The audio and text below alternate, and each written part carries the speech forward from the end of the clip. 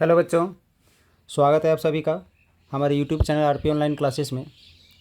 आज का ये क्लास आप लोग के लिए बहुत ही इंपॉर्टेंट होने वाला है। ध्यान दोगे, अगर आप 11th क्लास इकोनॉमिक्स का एग्ज़ाम देने वाले हैं तो ये क्वेश्चन आपके लिए बहुत ही इंपॉर्टेंट होने वाला है। आर्ट्स, कॉमर्स, साइंस तीनों संकाय के लिए, ठीक है।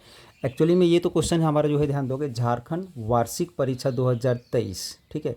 इकोनॉमिक्स आर्ट्स में पूछा गया क्वेश्चन है, बट ये आपका आने वाले समय में आर्ट्स, कॉमर्स, साइंस तीनों में इंपॉर्टेंट हो सकता है। इसमें जितने सारे क्वेश्चन हैं सभी क्वेश्चन इंपॉर्टेंट है, ठीक है। वेरी वेरी इंपॉर्टेंट क्वेश्चन है। इसको देख कर एक बार जरूर जाओगे अगर आप एग्जाम देने वाले हो तो।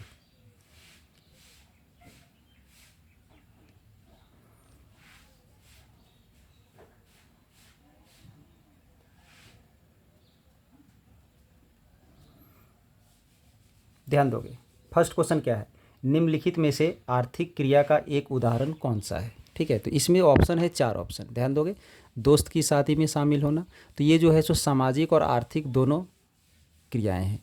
घर में पूजा करना, विद्यालय में पढ़ाना, अपने घर की सफाई करना, तो ये आर्थिक क्रिया का एक उदाहरण है हमारा सी नंबर, विद्यालय में पढ़ाना, ठीक है। यानी इसका आंसर क्या हो जाएगा, तो सी नंबर हो जाएगा। इसके बाद क्वेश्चन नंबर 2 में ध्यान दोगे, सांख्यिकी के अंतर्गत किसका अध्ययन होता है। सांख्यिकी के अंतर्गत किसका अध्ययन किया जाता है, तो आंकड़ों का संग्रह, आंकड़ों का वर्गीकरण, आंकड़ों का विश्लेषण, ये तीनों क्रियाएं की जाती है सांख्यिकी के अंतर्गत। यानी इसका आंसर हो जाएगा इसमें से सभी, यानी डी नंबर, ठीक है। क्वेश्चन नंबर 3 में ध्यान दोगे, अर्थशास्त्र जीवन के कारोबार के संदर्भ में मनुष्य का अध्ययन है। यह कथन किस अर्थशास्त्री का कहना है, तो ये अल्फ्रेड मार्शल का कहना है, ठीक है। यानी क्या हो जाएगा इसका आंसर, तो सी नंबर हो जाएगा। क्वेश्चन नंबर 4 में ध्यान दोगे, द्वितीयक आंकड़ा एक स्रोत है किस चीज़ का, इंटरनेट का या पत्रिका का या फिर दोनों का, तो ये जो है सो दोनों हो जाएगा, यानी ए एंड बी दोनों हो जाएगा। यानी इसका आंसर हो जाएगा सी नंबर, ठीक है। ध्यान दोगे,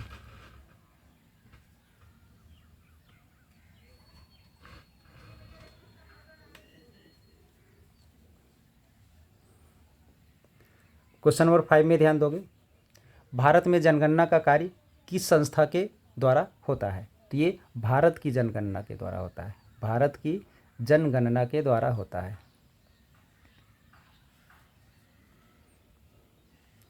6 में, स्वतंत्र भारत में सर्वप्रथम किस वर्ष जनगणना हुई थी। बहुत ही इंपॉर्टेंट क्वेश्चन है ये आपका, ठीक है। तो ये 1991 में हुई थी, सॉरी 1951 में हुई थी, 1951।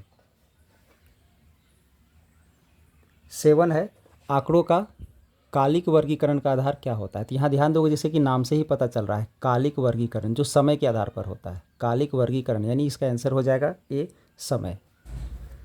8 में ध्यान दोगे, दंडालेख किस प्रकार के चर के लिए बनाए जाते हैं, तो दंडालेख सतत और विविक्त चर दोनों के लिए बनाए जाते हैं, सतत के लिए भी और विविक्त के लिए, दोनों के लिए बनाए जाते हैं। यानी इसका आंसर सी नंबर हो जाएगा। 9 में ध्यान दोगे, आंकड़ा, ये जो आंकड़ा जो दिया हुआ है इसकी माध्यिका क्या होगा, ठीक है। तो ध्यान दोगे, इसका माध्यिका हो जाएगा 12। कैसे होगा 12, वो थोड़ा सा ध्यान दोगे यहाँ पर।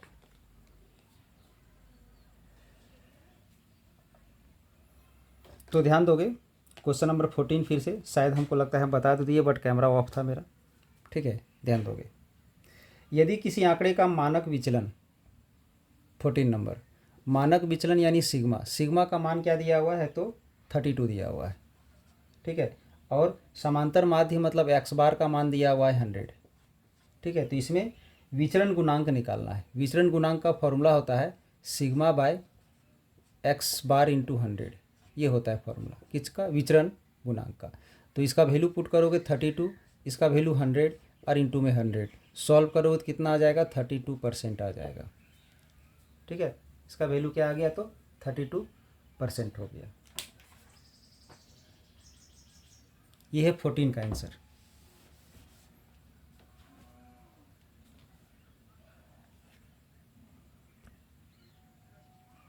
ध्यान दोगे, क्वेश्चन नंबर 14, क्वेश्चन नंबर 14 का क्या हो जाएगा, तो 32 हो जाएगा।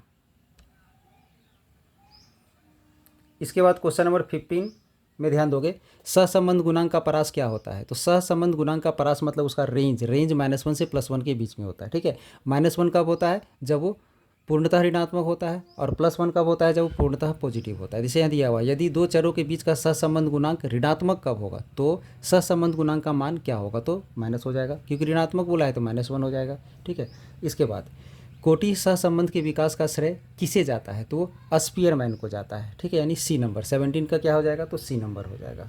अब इसके बाद 18 में ध्यान दोगे,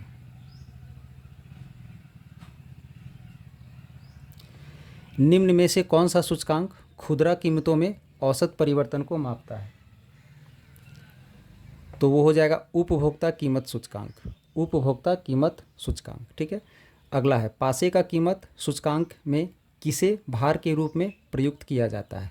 पासे का कीमत सूचकांक में किसे भार के रूप में प्रयुक्त किया जाता है? तो वो है वर्तमान वर्ष की मात्रा, वर्तमान वर्ष की मात्रा। क्वेश्चन नंबर 20 में ध्यान दोगे, निम्न में से किस सूचकांक को निर्वाह सूचकांक के नाम से जाना जाता है? ठीक है, निम्न में से किस सूचकांक को निर्वाह सूचकांक के नाम से जाना जाता है? तो वह उपभोक्ता कीमत सूचकांक। ठीक है, क्या हो जाएगा? उपभोक्ता कीमत सूचकांक। 21 में है, वर्नियर किस देश का यात्री था? तो फ्रांस का था।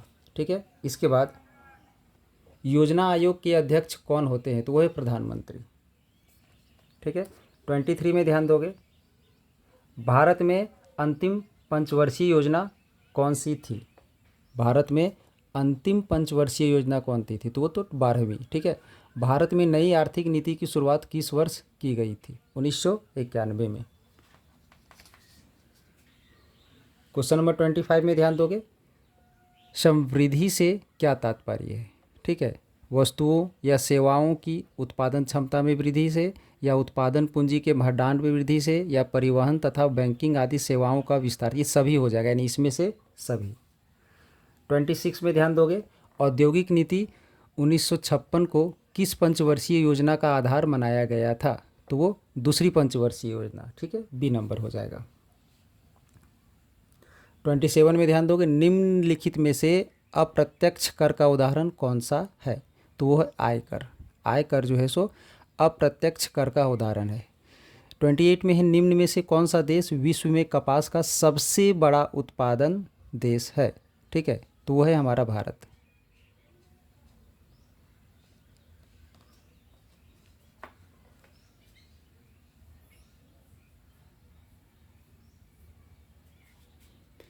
क्वेश्चन नंबर 29 में ध्यान दोगे, निम्नलिखित में से किस योजना के अंतर्गत भारतवासियों को बैंक खाता खोलने के लिए प्रोत्साहित किया गया था? तो वो सबसे पहले स्टार्ट हुई थी प्रधानमंत्री जनधन योजना में, घर घर जा कर के सभी के लिए जनधन योजना बैंक की खाता खोला जा रहा था। 30 है, निम्न में से कौन सा मानव पूंजी का एक स्रोत नहीं है? तो वो है सड़क निर्माण में निवेश। ठीक है, वो क्या है? सड़क निर्माण में निवेश। इसके बाद क्वेश्चन नंबर 31 में ध्यान दोगे, निम्न में से किस देश को विश्व ज्ञान अर्थव्यवस्था का श्रेष्ठ प्रयोग करने वाला देश माना गया है? तो वो है आयरलैंड। ठीक है, 32 में है, निम्नलिखित में से निर्धनता का एक कारक कौन सा है? तो बेरोजगारी, ऋणग्रस्तता, जनसंख्या दबाव, ये तीनों हो जाएगा, मतलब इसमें से सभी। ठीक हो जाएगा। 33 में ध्यान दोगे, तनवा किस राज्य में महिलाओं को नवीनतम कृषि तकनीकी का प्रशिक्षण के लिए चलाई जा रही एक परियोजना है? तो ये है हमारा तमिलनाडु में। ठीक है, कहाँ है? तमिलनाडु में। आगे है, निम्नलिखित में से कौन सी क्रिया बागवानी के अंतर्गत नहीं आती है? तो देखोगे, बागवानी में फल हो गया, मसाले हो गया, चाय हो गया, ये सब आ जाएगा, बट चावल नहीं आएगा, यानी बी नंबर नहीं आएगा। इसके बाद 35 में ध्यान दोगे, निम्नलिखित में से कौन व्यक्ति स्वनियोजित है? मतलब वो स्वयं का मालिक होता है। तो सरकारी विद्यालय का शिक्षक नहीं हो सकता है, सरकारी बस का ड्राइवर नहीं हो सकता है, निजी विद्यालय का शिक्षक भी नहीं हो सकता है, सीमेंट दुकान का मालिक हो सकता है। ठीक है, यानी 35 में डी नंबर हो जाएगा। इसके बाद ईंट निर्माण कार्य में कार्यरत व्यक्ति के रोजगार को क्या कहा जाता है? तो ये दिहाड़ी मजदूर कहलाते हैं। ठीक है, ये क्या कहलाते हैं? तो दिहाड़ी मजदूर कहलाते हैं, सी नंबर हो जाएगा। इसके बाद 37 में ध्यान दोगे, निम्न में कौन ऊर्जा का गैर परंपरागत स्रोत है यानी सौर ऊर्जा। ठीक है, क्या हो जाएगा? सौर ऊर्जा। 38 में है निम्न में से कौन स्वास्थ्य के निर्धारण का सूचक नहीं है? तो साक्षरता दर। क्या हो जाएगा इसका? साक्षरता दर। ध्यान दोगे। 39 में ध्यान दोगे, जैविक खाद को खेती के लिए सबसे उपयुक्त क्यों माना जाता है? क्योंकि इसमें रासायनिक पदार्थ बहुत कम होते हैं, नहीं के बराबर होते हैं। C number. ठीक है। 40 में है निम्न में से किस देश में प्रजनन दर सबसे अधिक है फिलहाल? तो फिलहाल अभी पाकिस्तान में प्रजनन दर जो है सो सबसे ज़्यादा है, सबसे तेज़ गति से वहाँ पर जनसंख्या बढ़ रही है। तो ये था हमारा झारखंड बोर्ड के द्वारा 2023 में इकोनॉमिक्स सब्जेक्ट में क्लास 11th के लिए पूछा गया क्वेश्चन पेपर। तो आने वाले समय में अगर आप इकोनॉमिक्स का एग्जाम देने वाले हैं, आर्ट्स कॉमर्स या साइंस किसी भी संकाय से, तो ये क्वेश्चन पेपर आपके लिए बहुत ही इंपॉर्टेंट होने वाला है। चलिए, इस चैनल से आप लोग को जुड़ने के लिए धन्यवाद।